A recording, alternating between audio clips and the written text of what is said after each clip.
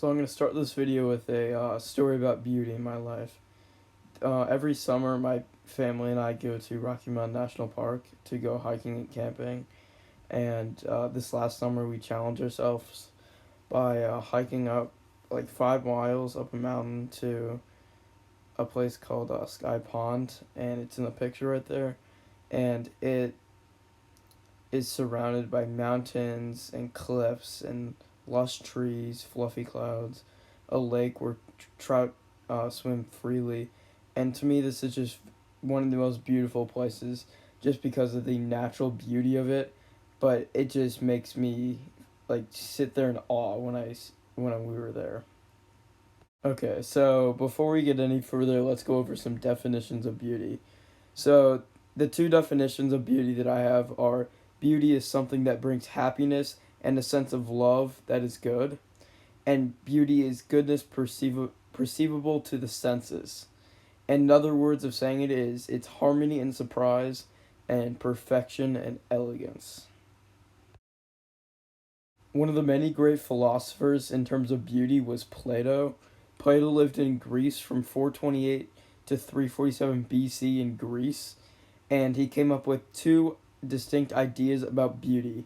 One being distance between lover and an object, and in other words, goes towards beauty and the good. And the second one is beauty leads to happiness, and we want the good in things always. So the first type of beauty that I'll be talking about is beauty perceivable to the senses.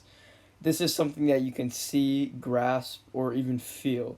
For instance, the Mona Lisa, you can see why it is beautiful. It is a beautiful painting. And then the penguins with the mountains, you can just see why it's beautiful, like the natural landscape, the penguins.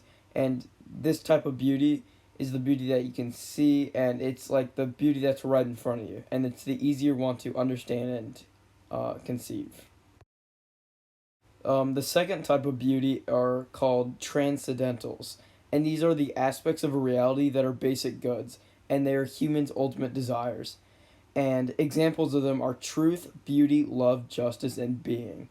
These are things that you cannot touch, taste, smell, or see, but they are still there. They are still like in your mind, and they're stuff that God created that is still beauty, but it's not something that is perceivable to your senses.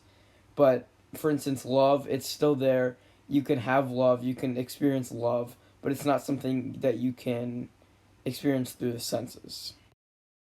So the question that you might be thinking to yourself is, why does beauty matter, or where does beauty come from? And in these next couple of minutes, I will explain to you why beauty is from God and there is beauty in God. The first reason why God is real is through beauty, and I'm going to read right from the slideshow, is there are compelling reasons for considering beauty to exist in a way that transcends its material manifestations. According to materialism, nothing exists in a way that transcends its material manifestations. According to the classical theism, beauty is a quality of God and therefore exists in a way that transcends its material and manifestations.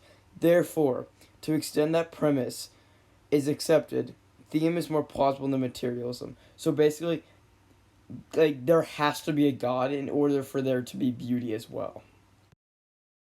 Another argument for God's existence through beauty is through the beauty of evolution. And as you see in the pictures, like the eyeball, like the complexity of it and the complexity of the stripes of the tiger, like the beauty of that and the complexity of that cannot be explained through evolution fully.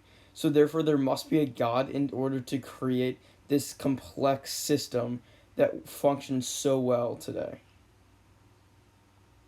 So to sum up this video and all, beauty is goodness perceptive to the senses, and it is something that brings happiness and a sense of love that is good. And all this is impossible without God, because without God there would be no beauty, and without beauty there would be no God.